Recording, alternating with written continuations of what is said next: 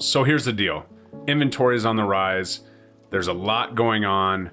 I've had, several listings kind of sitting, getting a little stale, so on and so forth.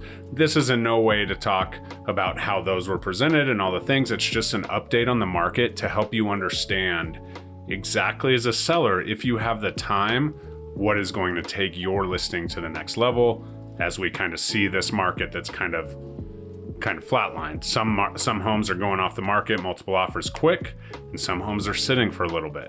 Average days on market's rising, inventory's rising. So we're gonna dive into all of that, talk about how you can best position yourself to sell your home as quickly as possible for as much money as possible. So stay tuned. What's up, guys? Jeremy Kane, eXp Realty, living in the Denver suburbs on YouTube. Thanks so much for tuning in. Please like, comment, subscribe, but let's get right into this. I was at a listing appointment today where I had some sellers that were like, okay, it's gonna be a while. We're looking at selling next spring. What can we do, right? And knowing that we're not gonna know what that market is, there's some basic things that you can do that will help position your home, transform the home, the experience for each buyer, as those showings are much more precious these days than they have been over the last 5 to 10 years, as we are just seeing less showings, more showings to, offers and all of the things, and certainly multiple offer situations and only unique situations as we go. So as inventory grows, I've had conversations with multiple agents, and this is something that is important. If you have the funds and the availability and time, especially to, do the little things or the big things that will help separate yourself apart, absolutely do them. I also have another listing, again, that flew off the market full price, but we just got an inspection and it's got things like change the light bulb, right? So buyers are also asking for more in those situations. If it's multiple offers, full asking price, buyers are asking for more. We came from a market where buyers would say, okay, we'll have an inspection, but we're not going to ask for anything. That'll be on our list, to buyers buying multi-million-dollar properties asking for every little thing. Things are working, but they're not, right?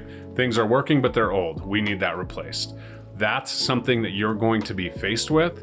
So we might as well put that on the front end. New HVAC, new, this, new that. If that's going to come up anyways, it's certainly worth the consideration so that we can use it as a marketing technique on the front end. Because if we can't use it as a marketing technique, the old, we listed the home for what it was worth, based on the furnace being 40 years old. Great, that still works, but that doesn't mean at inspection, once you're under contract, once you've kind of got your eyes set on that next home, the move, all the things, then they're not going to ask you to do the furnace anyways. So the point is that you have the opportunity on the front end to do some of these things, and chances are they are going to come up, even in the multiple offers, even in the full price offers, even if the market gets a little more competitive.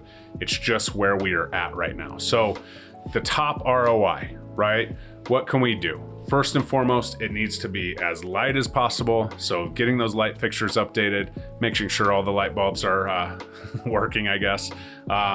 Windows, allowing as much light in as possible, getting rid of the, blackout drapes. Those kind of things are things that we can actually remove, maybe touch up some paint and make it a lot brighter, or at least leave open, and so on. So that's a huge one, right?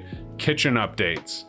Obviously, that's a little bit of a higher dollar. If you have old appliances, putting new matching appliances in can absolutely help. If it's a bathroom, update that needs to be done. We're going with tile. Maybe the tub's in good shape, clean, everything wasn't used. It was guest bathroom, great. Throw a new vanity in there. Make sure the lighting's good. Update the paint, and we're ready to go, right? But every little thing, because people are walking into these homes and they don't want to do anything, especially paying top dollar and the high interest rates. So kitchen and bathrooms are always on the list. Floor plan and flow, that's kind of a whole thing. But also, if you don't want to do these, or you don't have the energy, or you don't have the time, the price is where you need to, make it incredibly appealing and go from there. So maybe there's a different pricing strategy if you're just selling it truly as is. We need to understand what it's going to take to get it to that top dollar, to get it to what that home sold for on the corner, and maybe subtract that off and go from there. Not to say that people won't come in and say, yeah, as is, and then be like, oh, shoot, needs a whole new driveway. Do you want our offer? We need 10 more grand or whatever. That's stuff that happens. But 100% of the time, carpet and flooring, there's an old, we got used to saying, flooring credit if the flooring was bad. No, replace it, make it clean, make it new, modernize it, brighten it up, get the lighting right, and throw a fresh coat of paint on. Yes, I know if it's the whole house, it may be a lot, but the truth is that these things are affordable. Typically painting, most people can do. If you suck at painting, call a painting contractor because it does make a difference.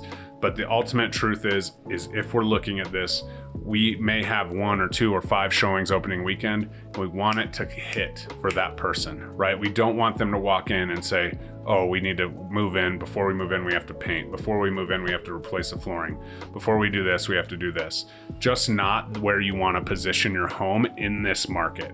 Not to say that in a year, 2, 5 years, it's going to be, the same. But right now, if you have the time, if you have the funds, position it as best you can. And I'm not saying crazy things, full remodels, knocking out walls, replacing all your kitchen cabinets or whatever. Painting them could change it from a 1980s house to a 2025 house pretty quickly. Painting, putting some modern countertops on, something that you can do if you cannot do the whole kitchen remodel. Throwing the new appliances in, all the things are options. And then it comes down to exterior, right? Any of the exterior, if you get a hailstorm, make sure you're getting your insurance company out there to make sure you don't need a new roof, because if I can say it has a new roof with class 4 shingles and the insurance company pays for it, it's only gonna help your bottom dollar. Not to say that you should go out and make a bunch of hail claims, because I did that and didn't work out so well for me on one of my homes, but here we are. So those are all things that we can absolutely utilize and take advantage of as a seller, that it's just like, okay, well, we'll let them paint the outside. We'll let them, put in new concrete. These things add up, and if there's any no's right now in this market, there is other options for people. So we want to make as many yeses as we possibly can. And if we can't do these improvements, let's be really aggressive on the price, right? We want to go from there. And so as we kind of work through this, there's certainly things that we can do to spice it up that aren't very expensive that will really help, right? And so as we continue to move forward, common renovation mistakes to be made. Every upgrade is not amazing, right? The solar panels that have a 20-year lease, not amazing, not easy to sell right now.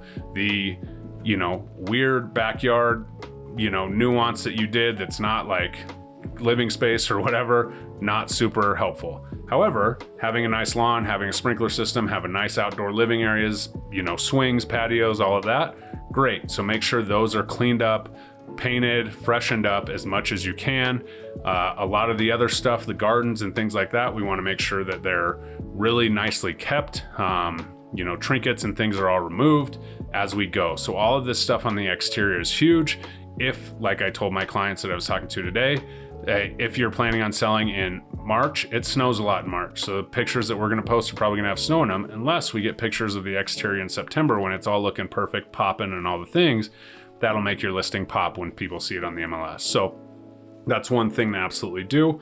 But anything on the exterior, cleaning it up, freshening up the mulch, any concrete work, any paint work, garage doors, anything like that, certainly worth your time to, replace if needed, right? And then the big ones, the HVAC, those kind of things, radon, if, test that radon, whatever. We just want to have it so that when we get the inspection, we're like, yep, that's exactly what it is. We're good to go.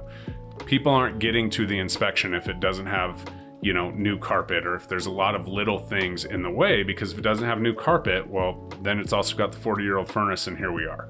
So those are the things that I would really focus on. But I do want to tell you that the time has come that we really do need to take the time to prep, stage as best possible, create this experience, because it still may take a little bit of time. But if we have these things that we can market that are coming anyways, because when I ask you the question, you're like, it's not so good, right? The roof is 25 years old, not so good, right? It's coming. So let's see the most cost-effective way to make that roof replacement happen so that we can market it versus pay for it on the back end out of proceeds. So that's kind of that. I will tell you, boots on the ground, there are things moving. Interest rates seem to be going in the right direction for now, so we'll see that. Still hasn't been the massive buyer demand that we thought, but they're kind of stable. They're not like crashing, the interest rates. So as a seller, let's take a little time, let's strategize. If you are thinking of selling your house, I will come to your house, I will walk through it. I don't care if it's today, tomorrow, you're selling in 2 years, I will come give you kind of the breakdown of what we need to do to get there. So absolutely do that for my clients anyways. We have annual reviews all the time. But if you're watching this and you're a seller, you're like, okay,